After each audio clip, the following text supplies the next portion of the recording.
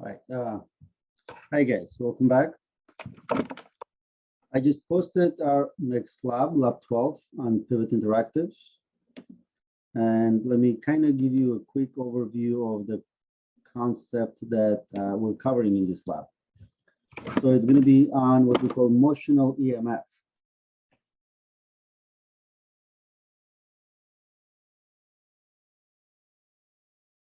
Motional EMF. So this is still an application of electromagnetic induction. So one of the things we have here in this particular concept in the lab, we will be looking at an example where we are looking at the new EMF source. So remember, EMF source is, in a way, was a power source.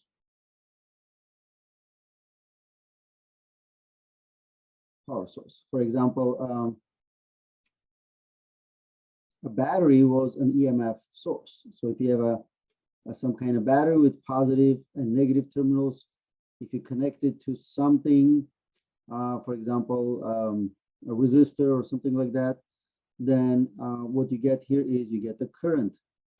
So you have the current coming from this battery because the battery here is a power source. It's able to provide potential difference between its terminals. But the battery generates energy using the chemicals inside. So it has chemicals inside that they do chemical reactions, and that chemical energy converted to, eventually electric energy that allows that, let's say, charges to flow, which basically that's what we call current. Well, there's another new type of EMF source, and that EMF source has nothing to do with chemicals. That EMF source is due to the fact that you're going to have a conductor. So basically a moving conductor in a magnetic field.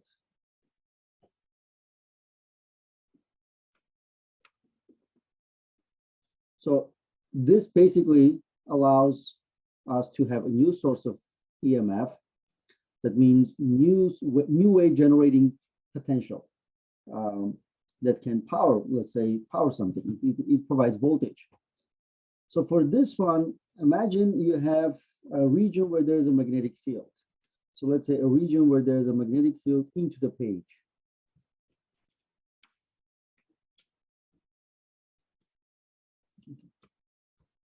And let's say you have some kind of a U-shaped circuit, something like this. You can just extend like that. And let's say you have another rod that, let's use a different color. All right, so let's say you have a rod like this. And this rod is free to move back and forth. Okay. And let's say this rod has length L. Okay. Now, one of the things we do here is, hopefully you also went over this in your lecture class. If I take this rod and I move it with some velocity to the right, so that means I start pulling it to the right, then what we end up with is, so for example, let me actually stop here, kind of go back. Imagine I have some kind of light bulb here. I have some kind of light bulb for the filament. So imagine, right? All I do here is I connect the light bulb to the end of this U-shaped conducting rail. Absolutely no power source, no electricity. I just have a magnetic field into the page. I have basically a rod, this rod, that is in a way connected to this U-shaped rail such that it's free to kind of move back and forth. Now, one of the things we do here is if I take this rod and move it to the right, this conducting rod, interestingly enough, then that process of moving conductor will then generate electricity here, then that will go through the light bulb and will turn the light bulb on. Well, I guess I can kind of do it like this. There you go. So you will have operational light bulb without any batteries, conventional batteries, just by having that rod moving in the inside, inside that magnetic field, right? That means, as I said, what we're doing here is we're generating a voltage by having some kind of conductor moving in a magnetic field. All right. So when we do that, when we have the conductor moving the magnetic field, then it generates sort of like, let's say, polarity inside that rod, inside the moving rod, where one end ends up being like a positive terminal, the other end ends up being a negative terminal. So it's like acting like a terminal of the battery. So then you will have a current going like this in this direction. So you'll have a current like that. Now the magnitude of this EMF, the EMF of the voltage, right? Remember, voltage you can represent as delta V or just EMF like that, right? So this is how much potential difference you end up generating by that process of moving the conductor. And this EMF for the motional conductor, right, is then going to be equals to magnetic field strength times the velocity of that rod, how fast it's moving, then times the length of that rod. So it becomes B times V times L. So then this EMF basically is directly proportional to the strength of the magnetic field, the velocity of the rod, and the length. So what we're going to do in this lab, we're going to be exploring if the EMF is indeed directly proportional to the velocity of the rod. That means if I start moving it faster, for example, then will my potential difference or my EMF increase? And according to this equation, it will increase because EMF is directly proportional to the velocity. Right. So now one thing I have here is this EMF basically going to be measured using a multimeter. Velocity will be something that we're going to calculate in our lab. But again, this equation going to be explored in our pivot lab, and our goal will be to see will the EMF increase with increasing velocity. Right. Any question on the sort of like the theory of this lab?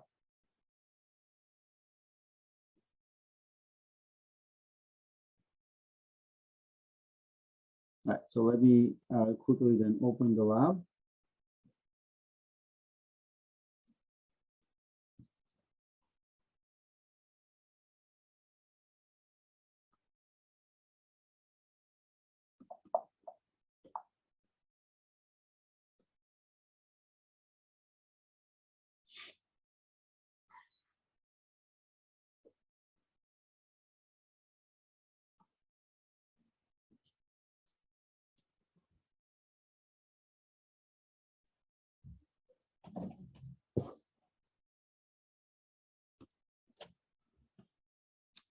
All right, so there you go. So it's induction and motional EMF. So basically you can see, right, learning objective, we will investigate how changing magnetic field affects induced voltage. It means we can have change in magnetic field, we can have change in velocity, and all of those things, how they affect the induced voltage. And induced voltage or induced EMF or motional EMF are pretty much the same thing. All right, so this video kind of, gives you introduction to the, let's say, material that we're using. So let's watch that.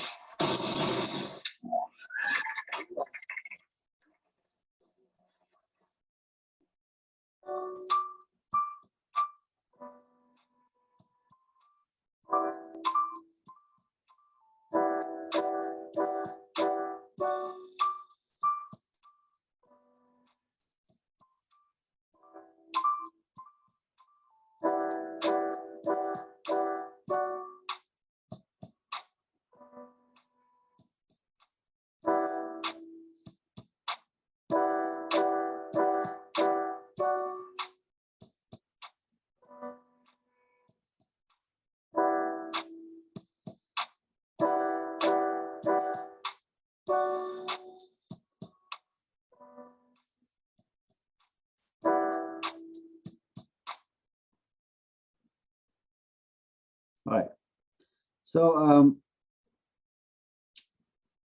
I guess you can think of like, you can say that the first part is basically, watch the video above. Toward the end of the video, we can see the coil wire moving to the magnetic field, and it's just asking you some questions. And this can be pretty much related to some of the things we discussed last week in terms of, will there be a magnetic flux through the coil, or if the magnetic flux changes or not. So basically, you can refer to the concept we talked about last week, how the magnetic flux can change, what the magnetic flux depends on. And some of these questions over here, you can, basically answer it in terms of that. Remember, this is still, the electromagnetic induction concept. So we are looking at the application of that, basically similar to what, the magnetic flux concept we talked about last week. All right, so once you answer, you like this, then you're going to go to main experiment. So you can say that those are sort of like a pre-lab questions. So in this second video, well, actually the video that we're going to be using for the experiment, we have 5 trials, and you're going to do all 5 of them. And what you're going to do here, you're going to plot all of them. So that means you can see, right, each row represents each trial. And our goal will be to find, to measure distance, time, use that to calculate the speed, and basically find induced voltage using the voltmeter. Usually induced voltage represents the maximum voltage you will see as the particular coil going through the magnetic field. So let's see, sort of like, let's say what the experiment looks like. Let me stop here. So what we have is we have a coil, which is basically a conducting wire, right? You can say a conductor. Then here we can say that magnetic field that, if I'm not mistaken, is directed into the page. So you can say that there's a region where there's into the page magnetic field, right? So this magnetic field is into the page. Now, one thing we have here is, as basically this coil goes through this region where there's a magnetic field, you will see right away there is a voltage in the voltmeter.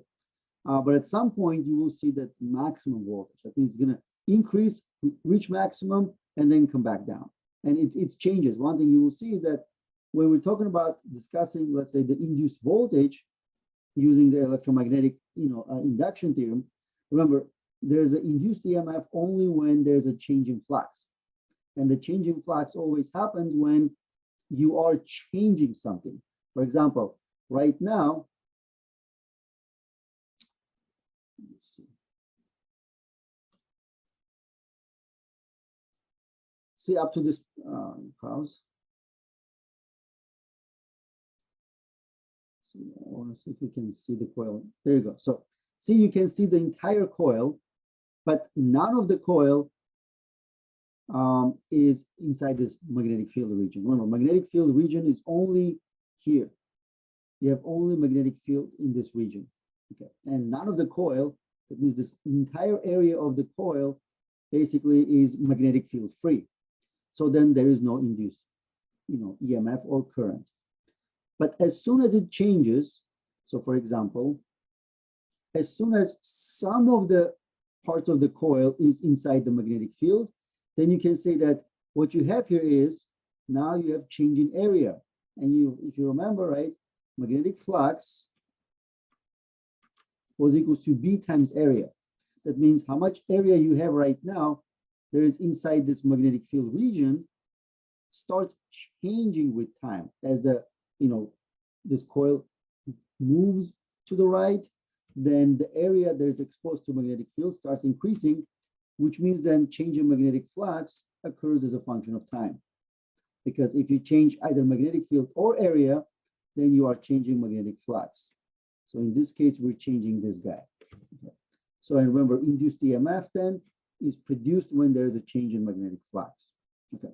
So you can see that from the video, that as we go, more and more, the induced voltage increases because we are increasing more area that is under the magnetic field. So you can see, right? But at some point, it now starts, reaches maximum. And then as the coil is entirely in the region of magnetic field, see for that instant, the magnetic, the voltage goes to zero. Why does the voltage go to zero? Well, because now there is no change. The entire area is already in the magnetic field. And as it goes, through the magnetic field region, nothing changes. It's already entire region of the coil is inside the magnetic field. It only reacts to when something is changing. So that means when we come back to the other side and start exiting, then you can see again there's a induced EMF. And this induced EMF reaches at some point the maximum value. And eventually it goes to zero when again we entirely remove the coil from the magnetic field region. Because again, there's absolutely no change. There is zero coil going to the magnetic field. So the voltmeter will read zero. All right. That means our experiment will be this. Find how fast it's moving. So for example, what we have here is, you can see that in terms of what we're doing here is you have trial 1, 2, 3, 4, 5. So you start with first one and go all the way to the fifth one. So let's do the first one, for example. So what we're doing here is we are looking at how to find speed. Well, to find the speed, we're going to use this good old equation where speed equals distance over time. Okay, distance over time. And then the distance will be basically when, let's say, when the coil goes through the, some part, it covers through some distance, and we can then measure the, let's say, the time it takes for it to cover that distance, assuming because this is a low friction air track, it almost, moves at the same constant speed. Okay. That means at any point, all I have to do is just measure two positions. So for example, I can say I'm gonna then take, so let's see, for example, here's my ruler, and you can see, right? So that's basically some kind of small distance. So I can't really do a big distance. So that means what I can do is I can just take it from here, and I can say, I want to know how long does it take for it to go, basically this distance. And this distance is roughly, let's see.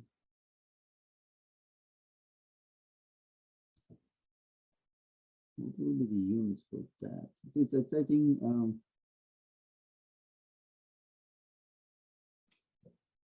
it's hard to see. So let's say 800 to 900, right? Okay, so that's about 1 meter long.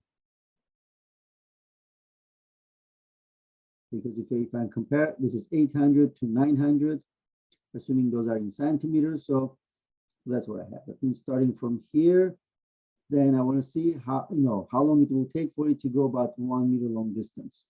Okay. So also, that means if I start from here, reset, then when I start the video, actually I think it slows down a little bit. So let me do it from here. Reset. For example, now it's moving and then reaches that. So I can, in a way, I can just stop right now and go back here, and I can say, all right, so for this, I have a distance of roughly 1 meter.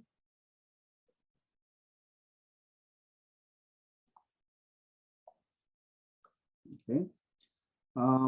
And the time it will take for it to go, so let's see. You can see, right? So remember, we basically started when it was 0, and then we move until it reaches, well, I guess this doesn't really allow us to get exactly 100 because of the lag in the frame. So I can say this is maybe like 90, 98 or 99, I would say 98 centimeters. And the time here is 2.65 seconds. That means I can say that instead of 1, this is 0.98 meters and 2.6 seconds. Okay, right. Let me verify that again. 2.65 seconds because of the type of frame I'm getting. Every frame, if I go frame by frame, it doesn't allow me to go exactly one. All right, so that's what I get. And then using this equation where distance of speed equals distance over time, you can just go and say, all right, so I'm going to take this distance and I'm going to divide this by time. And that's basically going to be your speed. Okay. And then you're going to say, all right, so this is going to be then my EMF. Remember, so I'll let you do that on your own, remembering that EMF is equals to B times L times V. That means you're given the magnetic field strength. You're going to be given that at some point. Then L is the length, and V is the speed that we just calculated. Now, let's see how we get the length.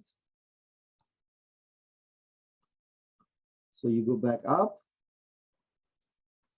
and when you have your conductor here, actually, never mind. You're gonna actually, you're gonna measure the. You don't need to calculate. You're gonna measure the voltage, and the voltage you're gonna measure when you can see, right? See that when the coil goes through the, magnetic region. See the voltmeter starts reading something. And what you want to do here is go and read the value that you get that is the highest. Means, for example, see this is 0, 0, 0, and then it starts increasing. So it's about 8, then about 10 almost. Then it starts going back down. Same thing you can do on the other side, and I guess we can see that the highest you have here is roughly about 10 volts. That means you're going to say that this is basically, well, it's in millivolts, so but 10 millivolts. So for example, then you're going to repeat this for the other trial. So let's say trial 2. So what you're going to do is exactly the same thing, right? So just at any point, so let's say when it's moving, just put this guy here and measure, reset the timer and measure how long it will take for it to go and reach, let's say, roughly 1 meter distance. So this is about 1.4. So you can see, right, much slower. So 1.4, sorry, much faster. It's moving much faster because it takes less time. So, and then what you can do here is, again, see that when it goes through the coil, so now you can see that voltage maximum is actually more than before. So it's about, 13, 14 almost, which is almost 15 even volts, right? And then it starts going back down. That means what you need here is distance of basically how long does it take for this, let's say this setup to move about 1 meter distance. So distance over time gives you speed, measure the maximum voltage, and then you're going to populate this with speed here for all 5 trials and the maximum voltage here for all 5 trials. And the idea here is basically what we're doing here is we have, it's moving faster every time. And if the EMF is proportional to speed, then when we do this, take this data, and when we graph this, then we should basically get this. So if you, let me do it like this, I'm not going to do the graph. So let's say if you do EMF over velocity or other way around, doesn't matter, you should get something like that. That means as you increase your velocity, your EMF increases because according to this equation, EMF is proportional to the speed. All right, and in a way that's about it, right? So then after that is just pretty much describe your result if it's matches your prediction. If not, then maybe explain why not. Okay. So but that's about it. All right, so any questions?